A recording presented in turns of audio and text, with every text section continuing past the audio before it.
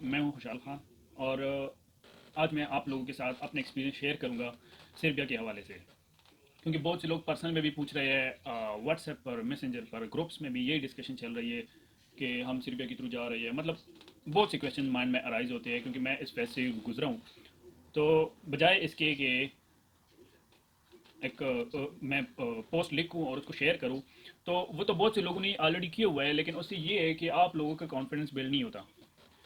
तो मैंने सोचा कि क्यों ना एक व्लॉग बना दिया जाए और जितने आप लोगों के क्वेश्चन है, मतलब सारे क्वेश्चन जो मुझसे पूछे गए हैं in person, WhatsApp, Facebook groups में, उन सारों को एक जगह जमा करके उस सारों को एड्रेस किया जाए ताकि आप लोगों की कन्फ्यूजन क्लियर हो जाए और आपका जो कॉन्फिडेंस है वो बिल्डअप हो जाए। तो आइए शुरू करते हैं ये ब्लॉग। और इंशाल्लाह ताला ये ब्लॉग देखने के बाद आपकी जो कन्फ्यूजन है वो क्लियर हो जाएगी और आप इंशाल्लाह सीरिया के थ्रू आएंगे, अपने पैसे बचाएंगे और 10 दिन सख्त तरीन क्वारंटाइन में रहने के बजाय यूरोप यानी सर्बिया को एक्सप्लोर करेंगे और अपनी ट्रैवल डायरीज को बढ़ाएंगे। तो आइए शुरू करते हैं आज का ब्लॉग। तो सबसे पहले आपको चाहिए होगी, आप जब अगर सीरिया के थ्रू आना चाहते हैं तो आपके पास होनी चाहिए पाकिस्तानी पासपोर्ट पे UK valid visa. Valid visa mean कि जो आपका बिजनेस स्टेकर होगा उस पर लिखा होगा valid from to valid to. तो उस फेज में आपने ट्रेवल करना है कि आपका वीज़ा वैलिड हो। ठीक है, पाकिस्तानी पासपोर्ट पे आपका होना चाहिए वैलिड यूके वीज़ा। यूज्ड हो, अनयूज्ड हो, बीआरपी साथ हो या ना हो, कोई इशू नहीं है। मेरा खुद का फ्रेश वीज़ा था और मेरी पास्ट कोई ट्रेवल हिस्ट्री नहीं थी, एक इटली का रिजेक्शन लगा हुआ था। उसके बाद आपके पास होनी चाहिए आपकी बुकिंग की कंफर्मेशन, रिजर्वेशन नहीं, बुकिंग कंफर्मेशन। आप जब सिर्बिया आएंगे, जहां आप स्टे करेंगे, आपने जाहिर बात है अपने लिए कोई जगह बुक करनी है, तो उसकी आपके पास कंफर्म बुकिंग होनी चाहिए। वो आपने पार्शियल पेमेंट की हुई है या आपने फुल पेमेंट की हुई है, कोई इशू नहीं है, लेकिन बुकिंग होनी चाहिए, रिजर्वेशन नहीं। तीसरी चीज़ आपके पास होनी चाहिए नेगेटिव पीसीआर टेस्ट। और नेगेटिव पीसीआर टेस्ट की कंडीशन ये है कि सीरिया अराइवल करते वक्त आपके टेस्ट को 48 घंटे नहीं गुजरे हो। ठीक है, 48 घंटों से अगर ज़्यादा हुआ तो फिर वो आप लोगों को तंग करेंगे और अगर आप लोगों को तंग करेंगे तो फिर उसका नतीजा कुछ भी निकल सकता है। ठीक है, उसके बाद आपके पास होनी चाहिए करेंसी। सीरिया में यूरो चलते हैं। जितने भी बड़े बड़े सुपर स्टोर्स हैं उनके पास, उनके अंदर या उसकी गेट के बाहर आपको करेंसी एक्सचेंज वाले मिलेंगे जो आपको ठीक ठाक ऑफिशियल रेट देंगे। तो यूरोज आप अपने पास लेके आए तो कोई इशू नहीं होगा आपको। उसके बाद आपके पास होने चाहिए स्क्रीनशॉट्स ऑफ आयाटा और सीरिया की जो फॉरेन ऑफिस की वेबसाइट है उसकी स्क्रीनशॉट, जहां पर ये बात मेंशन है कि यूके वीज़ा रखने वाले पाकिस्तानी पासपोर्ट पे जो लोग सीरिया ट्रेवल कर रहे हैं वो वीज़ा से एग्जाम्प्ट है, मतलब उनको सीरिया की वीज़ा नहीं चाहिए। ठीक है, तो ये स्क्रीनशॉट्स आपके पास होनी चाहिए। हार्ड फॉर्म में आप उसकी प्रिंट निकालें क्योंकि पाकिस्तानी एयरपोर्ट पे अक्सर लोग तंग करते हैं, वो पूछते हैं, उनको पता नहीं होता क्योंकि ये एक जनरल रूट नहीं है। ठीक है, तो ये सारी चीज़ें हुई आपकी रिक्वायरमेंट्स। अब इसके बाद मैं आप लोगों के साथ अपना एक्सपीरियंस शेयर करता हूँ और उसके साथ साथ आप लोगों के जो क्वेश्चन है वो भी एड्रेस होंगे और जो जिस चीज़ को हाईलाइट करना चाहिए वो भी मैं हाईलाइट करता रहूँगा। तो 19 अगस्त को सुबह 6 बजे हमारी फ़्लाइट थी पेगासू एयरलाइन के साथ कराची से लेकर सीरिया तक। हम पहुंचे कराची एयरपोर्ट और कराची एयरपोर्ट पे सबसे पहले हुआ हमारा सिक्योरिटी चेक। सिक्योरिटी चेक के बाद हम चले गए एयरलाइन की काउंटर पे जहाँ से हमारा बोर्डिंग पास इशू होना था। तो उधर पहुंचने के बाद एयरलाइन की वेबसाइट, सॉरी, एयरलाइन की काउंटर वालों ने हमसे पूछा कि भाई आपका वीज़ा तो अनयूज्ड है, आपके पास बीआरपी नहीं है, हम आपको अलाउ नहीं कर सकते, एटसेट्रा एटसेट्रा। फिर मैंने उनको याटा की प्रिंट आउट दिखाई और जो सीरियन गवर्नमेंट की हमारे पास ऑफिशियल स्टेटमेंट की प्रिंट थी वो निकाल के दिखा दी, जो मैंने पहले आपको बता दिया कि आपके पास होनी चाहिए। वो देखने के बाद उसने कहा कि ठीक है, मैं इसको अपने सीनियर से क्रॉस वेरीफाई करता हूँ, तब तक आप लोग अपनी कोविड की, अपनी पासपोर्ट की और अपनी बुकिंग की एक एक फोटोकॉपी निकाल के हमें दें। हम फोटोकॉपी निकालने चले गए और उसके बाद जब हम एयरलाइन के काउंटर पे गए तो उधर हमारे बोर्डिंग पास ऑलरेडी पड़े हुए थे।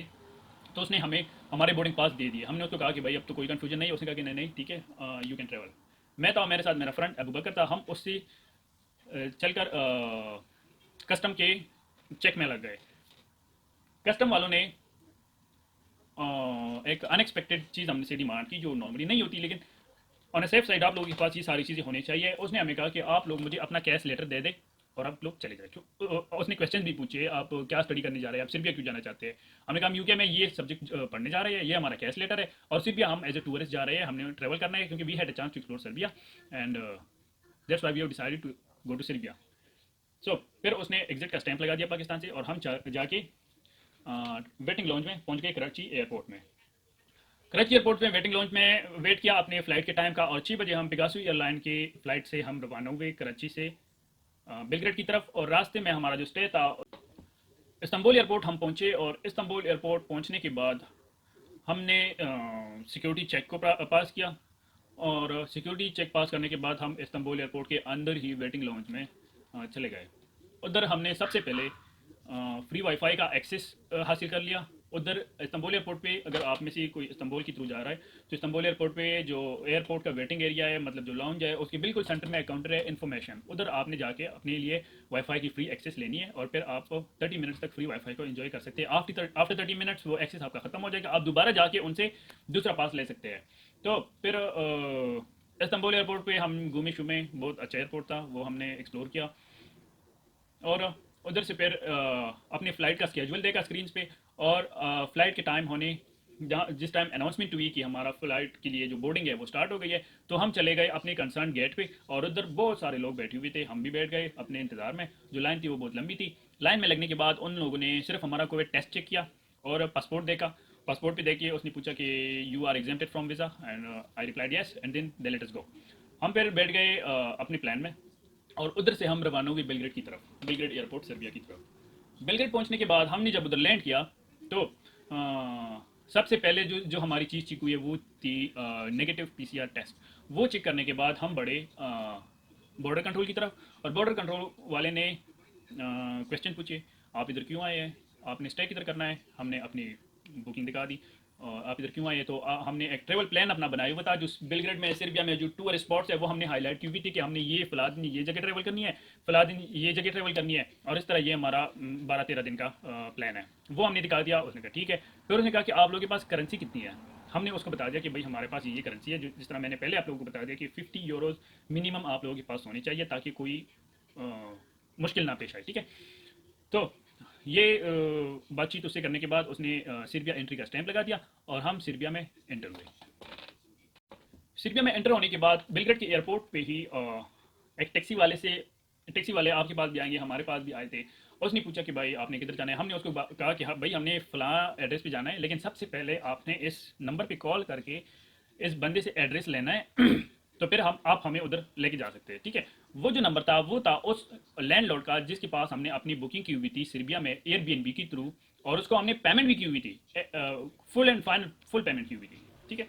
तो जैसे ही उसने वो नंबर मिलाया उसने कहा कि ये नंबर तो ऑफ जा रहा है। हमारा प्रीवियसली कोई कांटेक्ट नहीं हुआ था अपने लैंडलॉर्ड के साथ, बस हमने एयरबीएनबी के थ्रू बुक किया था और कार्ड के थ्रू हमने पेमेंट की हुई थी। नंबर बंद था। हमने बेलग्रेड एयरपोर्ट पे फ्री वाईफाई मौजूद है। हमने वाईफाई से कनेक्ट करके हमने उस लैंडलॉर्ड को कॉल किया। नंबर बंद था। हमने एयरबीएनबी के थ्रू भी उससे कांटेक्ट करने की कोशिश की, लेकिन हमारा कांटेक्ट नहीं बन पाया। ये वो टाइम था जब हम बहुत ज़्यादा कंफ्यूज हो गए और बहुत ज़्यादा स्ट्रेस हो गए कि भाई अब जाए तो किधर जाए, क्योंकि बेलग्रेड एयरपोर्ट पे, सॉरी, बेलग्रेड में, सर्बिया में आपको इंग्लिश स्पीकिंग लोग बहुत कम मिलेंगे जो ना होने के बराबर है। अब हमारे पास ना बेलग्रेड की दिनार्स थे, सर्बिया के, सॉरी, ना हमारे पास उधर कोई जानने वाला था ना, मतलब बहुत ज़्यादा कंफ्यूज थे। इसी दौरान मेरे माइंड में एक इमीडिएट क्लिक हो गया कि भाई फहद सलीम भाई जो है वो तो बी बेलग्रेड में है। तो मैंने फेसबुक मैसेंजर के थ्रू फहद भाई को मैसेज किया और उसने फिर मुझे अपना एड्रेस बता दिया और कहा कि आप इधर आ जाए, फिर हम देख लेते हैं कि क्या हो सकता है इस सिचुएशन में। और उसने ये भी बता दिया, थैंक्स टू एम, उसने ये भी बता दिया कि टैक्सी वाले को 22 यूरो से ज़्यादा नहीं देने। हालांकि उधर जो टैक्सी वाले थे वो 50 और 40 यूरोज मांग रहे थे। अगर फौज भाई ने हमें ना बताया होता तो हम शायद दे भी देते। तो हमने फिर उसको बता दिया कि नहीं भाई हमारे दोस्त ऑलरेडी गई हुई है और ये जो है ये आप ज़्यादा बता रहे हैं, तो हम आपको 22 या 23 तक दे सकते हैं। उसने कहा ठीक है 23 आप मुझे दें। हमने उसको 23 यूरो दी और हम एयरपोर्ट से निकल के फत भाई की तरफ जाने लगे। अब इधर जो बात है हाईलाइट करने वाली वो ये है कि एयरबीएनबी के थ्रू आप जब भी बुकिंग करें तो सबसे पहले आप अपने लैंडलॉर्ड से बात करें। विदाउट बात किए आप कभी भी पेमेंट ना करें, वरना आपने फिर ख्वार होना है। हम पहुंचे फहद भाई के पास और फहद भाई के पास पहुंचने के बाद उनके पास क्योंकि सर्बिया का लोकल सिम था तो उन्होंने एयरबीएनबी की हेल्पलाइन पे कॉल की, उनसे हमारी जो कंप्लेंट थी वो सबमिट करवाई और हमारी जो पेमेंट थी उसकी रिफ़ंड होने की एप्लीकेशन प्रोसेस हो गई, जो हमारे लिए बहुत ज़्यादा खुशी का मौका था।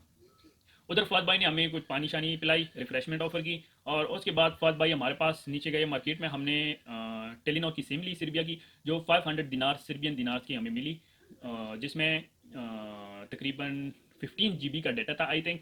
और सर्बिया में विद इन सर्बिया के लोकल कॉल्स थे, अनलिमिटेड थे मेरे ख्याल से। और वो 15 दिन तक वैलिड होता है। तो उससे युवा के हमारे 15 दिन का काम उससे चल गया, ठीक है। और फहद भाई ने हमें एक यूरोपियन कन्वर्टर लेके दिया, जो प्लग होता है ना, क्योंकि हम यूके के हिसाब से आई हुई थी, लेकिन यूके का और सीरिया के जो प्लग्स थे, पावर प्लग्स, वो डिफरेंट होते हैं। तो फहद भाई ने वो हमें वो लेके दिया, और हमारे लिए काले शाले मिला के एक और जगह ढूंढ ली, बुकिंग कर ली, पेमेंट कर ली, और हमें टैक्सी में बिठा के हम अपनी ट्रेवल की तरफ, अपनी सॉरी रूम की तरफ रवाना हुए। अब यहाँ से सर्बिया का असल एक्सपीरियंस शुरू होता है, जो मैं आप लोगों के साथ शेयर करने जा रहा हूँ, और उसमें मैं आप लोगों को टिप्स दूंगा कि आपने क्या करना है और क्या आपने नहीं करना, और कैसे आप अपनी जर्नी को बेहतर बना सकते हैं। तो उस टाइम, क्योंकि जब हम फहद भाई को छोड़ के जा रहे थे, वो तकरीबन शाम के 5 बज गए थे। तो उस टाइम हमने जल्दी में ये जगह भी बुक की, और हमें पता नहीं था कि इस तरह का एक्सपीरियंस होगा, लेकिन क्योंकि उस टाइम हमारी भी मजबूरी थी, तो हमने एक जगह ढूंढ ली जो सिटी सेंटर से तकरीबन 22 किलोमीटर, नहीं सॉरी 12 किलोमीटर दूर था, और एयरपोर्ट से 22 किलोमीटर दूर था।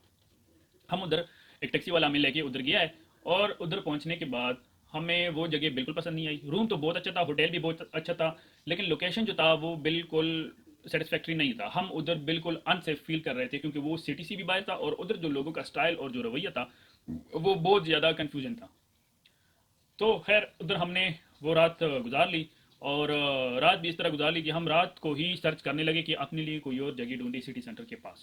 अब इधर जो बात है हाईलाइट होने की, वो ये है कि आपने सिटी सेंटर की 3 या 4 किलोमीटर के सराउंडिंग में अपने लिए रूम बुक करनी है, तो आपका जो सर्बिया का ट्रेवल है वो मज़े का रहेगा, वो आप इंजॉय कर सकेंगे, आप बहुत सारी चीज़ देख पाएंगे। अगर आप सिटी सेंटर से ज़्यादा दूर चले गए, तो फिर आपके लिए मुश्किल भी खड़े हो सकते हैं, और आपका ये जो ट्रेवल है ये काफ़ी ज़्यादा बोरिंग और काफ़ी ज़्यादा आप सफ़र करेंगे, ठीक है।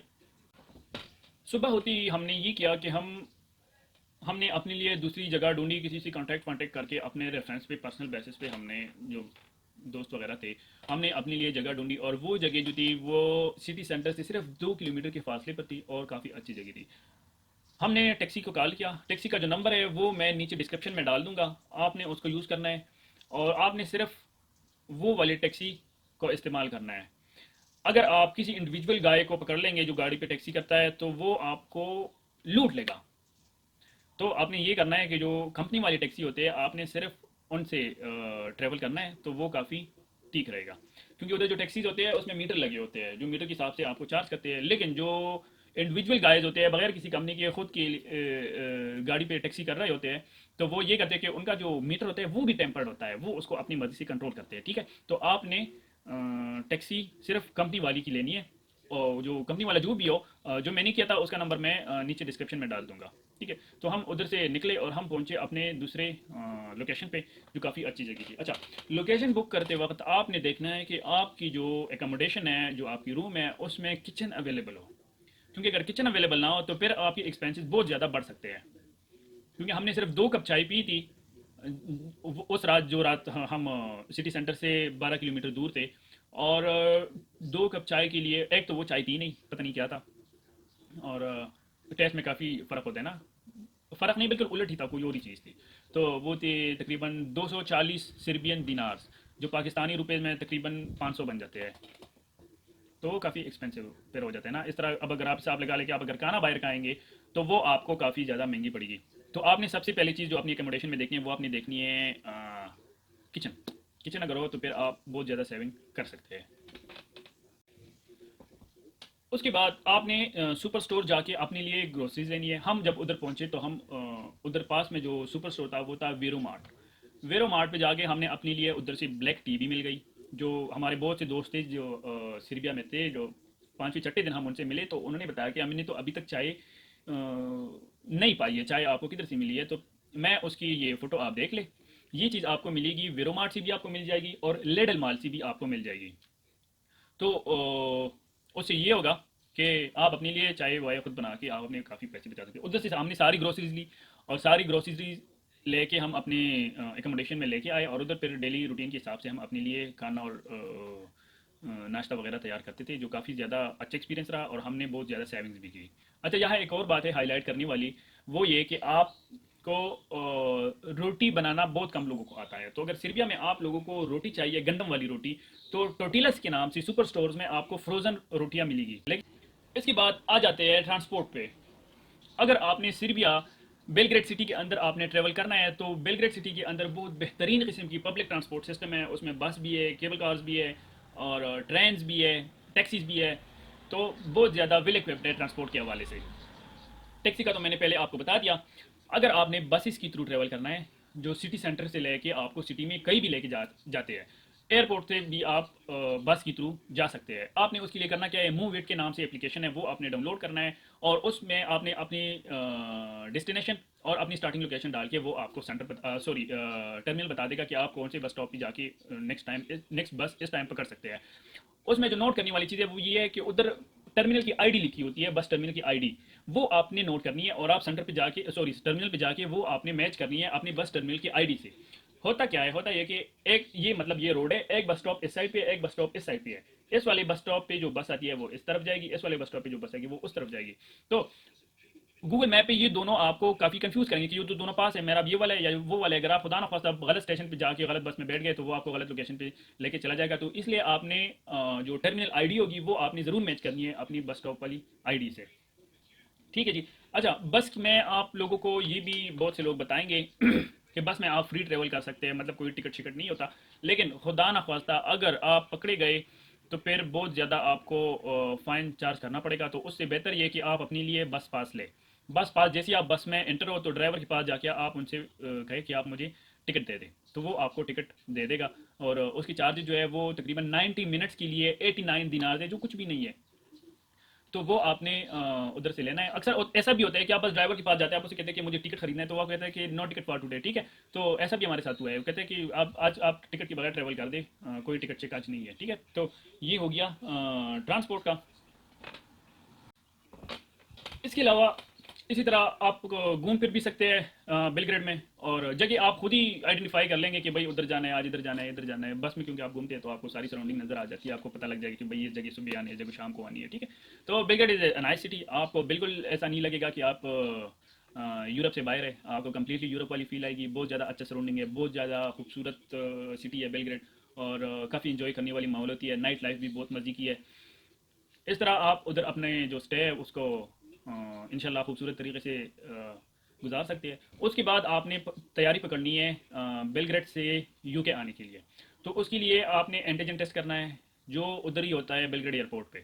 उसमें ये होता है कि आपने जाके बेलग्रेड एयरपोर्ट में जाके आपने क्वी में लगना है, और पोस्ट ऑफिस की जो क्वी होती है वो बहुत ज़्यादा लंबी होती है। तो आप ये करें, हमने भी ऐसे ही किया था कि आप 2-3 दिन पहले जाके उधर पेमेंट कर ले और रिसेप्ट हासिल कर ले। तो फिर आपको जाते वक्त लाइन में लगने की ज़रूरत नहीं होगी। आप डायरेक्टली जिस दिन आपका फ्लाइट हो, आप 3-4 घंटे पहले जाके उधर अपना रिसेप्ट दिखा के अपना टेस्ट उनसे 1 घंटे में करा सकते हैं। जो एंटीजन टेस्ट होगा वो आपको रिजल्ट देंगे। हमें तो 20 मिनट में दिया था, नॉर्मली वो 1 घंटे का टाइम देते कि 1 घंटे में आपको रिजल्ट दे दिया जाएगा। ठीक है, उसकी जो प्राइस है वो है 3500 सर्बियन दिनार। हम एक दिन पहले चले गए एयरपोर्ट, बस में ही चले गए, मूव इट एप्लीकेशन को यूज़ किया और बस में जाके हमने उधर रिसेप्ट हासिल की, और पेमेंट की रिसिप्ट हमने हासिल की। और फिर जिस दिन हमारी फ़्लाइट थी उस दिन जाके हमने एयरपोर्ट पे वो रिसिप्ट दिखाई, और उन्होंने हमारा सैंपल लिया और हमें 20 मिनट के बाद रिज़ल्ट दे दिया।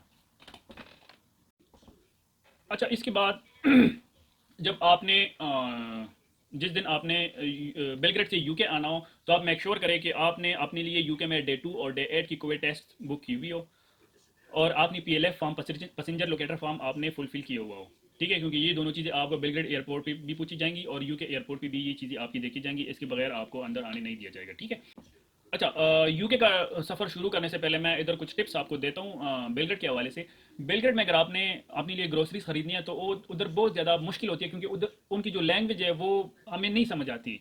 वो इंग्लिश से बहुत ज़्यादा डिफरेंट है, और वो कई जगह पर उनको सर्बियन एड्रेस किया जाता है, कई कई जगहों पर नॉर्वियन एड्रेस किया जाता है। तो वो काफ़ी मुश्किल लैंग्वेज है। तो आप जब अपने लिए ग्रोसरीज खरीदते हैं तो आपको समझ नहीं आती कि ये क्या चीज़ है। ठीक है, और दूसरी चीज़, हलाल फूड जो है वो उधर बहुत रेयर है। तो ऐसा भी बंदे को कन्फ्यूजन होती है कि ऐसा ना हो मैं कोई खुदा ना खास्ता हलाल चीज़ की बजाय कोई और ही उठा के ले जाऊँ। तो आप जब ग्रोसरीज खरीदने जाए तो सुपर स्टोर में या शॉपिंग मॉल में आपने क्या करना है, आपने गूगल लेंस के थ्रू आपने ट्रांसलेटर पे जाके उस चीज़ को स्कैन करना है और ट्रांसलेट करके आपने उसको देखना है। तो आपके पास रिजल्ट आ जाएगा इंग्लिश में कि ये फलां चीज़ है, इस पे ये चीज़ लिखी हुई है। ठीक है, और दूसरा, अगर आपको ग्रोसरीज खरीदते वक्त आपको अगर रोटी चाहिए हो गंदम की, तो वो मैंने आपको पहले बता दिया, टोटेलस के नाम से रोटियां मौजूद रहती है। ब्लैक टी अगर आपको चाहिए हो तो इस नाम से ये पैकिंग में आपको जो दिखा रहा हूँ इसमें ये आपको ब्लैक टी मिलेगी। इस तरह जो भी चीज़ अगर आपको ज़रूरत हो तो आप इंटरनेट की हेल्प लेके काफ़ी चीज़ों को एक्सेस कर सकते हैं। तीसरा, बेलग्रेड में जो है इंग्लिश स्पीकिंग लोग बहुत कम है, तो अगर आपको किसी से कन्वर्सेशन करने की ज़रूरत पड़ भी जाए तो आप गूगल पे जाके ट्रांसलेटर के थ्रू यूज़ कर सकते हैं। अच्छा, फिर हम जिस रात हमने यूके के लिए निकलना था, तो हमारी फ़्लाइट थी सुबह 7 बजे। तो हमने एयरपोर्ट जाना था रात के वक्त, तो रात के वक्त तो हमने फिर ये सोचा कि टैक्सी वाले को अगर हम कर ले तो टैक्सी वाला तो चार्ज ज़्यादा करेगा, और उधर ज़्यादा होती भी ज़्यादातर लुटेरी है। तो फिर हमने मूविट की एप्लीकेशन के थ्रू हमने बसेस सर्च की, और बस हमने जो देखी तो रात के वक्त भी बसेस एयरपोर्ट जा रही थी सिटी सेंटर से, जो तकरीबन 12 किलोमीटर है। तो हमने मूवीट एप्लीकेशन देखी, उसमें जो स्टेशन आ रहा था वो हमारा जो रूम था उससे तकरीबन 3 या 4 मिनट के वॉक पे था। हमने अपने लगेज और बैगेज शैगेज उठा के उधर पहुंचे उस स्टेशन पे। उस स्टेशन पे ऑलरेडी वैन खड़ी हुई थी, बस नहीं थी, वैन थी। और हमने उनसे टिकट के बारे में पूछा, उन्होंने कहा कि 300 दिनार्स पर हेड। ठीक है, तो 600 दिनार्स हमने उसको दिए। उसने हमें जो वैन के पास थे वो दिए, और उस पूरे वैन में हम सिर्फ 2 बंदे थे, एक और बंदा था, और हम 3 लोग थे। हम 3 लोगों को लेके वो अपने एग्जैक्ट टाइम पे उधर से निकल गया, और 15 मिनट में हम बेलग्रेड एयरपोर्ट में थे। बेलग्रेड एयरपोर्ट में हमने फिर अपना एंटीजन टेस्ट किया, और एंटीजन टेस्ट करने के बाद हमने फिर अपनी फ़्लाइट का वेट किया, और फ्लाइट का बोर्डिंग स्टार्ट होने के बाद हम बोर्डिंग काउंटर पे गए। तो उधर एयरलाइन के काउंटर ने हमसे PLF फॉर्म मांगा है, वो चेक किया है, डे 2 और डे 8 की कोविड टेस्ट चेक किया है, और उसके बाद हमें बोर्डिंग पास इशू किया है। तो इधर पहुंचने के बाद यूके के बॉर्डर कंट्रोल वालों ने हमसे ये पूछा किधर से आए हैं, सर्बिया क्यों गए थे, और कोर्स के बारे में पूछा है, और PLF फॉर्म देखिए, किधर हमने होम क्वारंटाइन करना है वो देखिए, और उसके बाद हमें यूके की एंट्री स्टैंप लगा के अल्हम्दुलिल्लाह हमें जाने दिया है। उसके बाद हम जाके अपना लगेज कलेक्ट किया है, और हम यूके एंटर हो गए। अच्छा, इधर जो बहुत ज़्यादा लोगों का कंसर्न होता है कि टोटल एक्सपेंसेस कितने होते हैं। हमने बेलग्रेड में तकरीबन 13 नाइट स्टे किया था, और टोटल एक्सपेंसेस हमारे हुए थे तकरीबन 1.5 लाख तक पर हेड, क्योंकि हमने फूड और ये चीज़ें सारी खुद अपनी की हुई थी। अगर हम बाहर से करते तो फिर ये बहुत ज़्यादा बढ़ जाता था। एंटीजन टेस्ट और उधर स्टे, एकोमोडेशन, फूड एक्सपेंसेस, इधर यूके की डे 2 और डे 8 के टेस्ट, तो तकरीबन 1.5 लाख का हमारा पर हेड का खर्च हुआ। हमने काफ़ी इन्जॉय किया।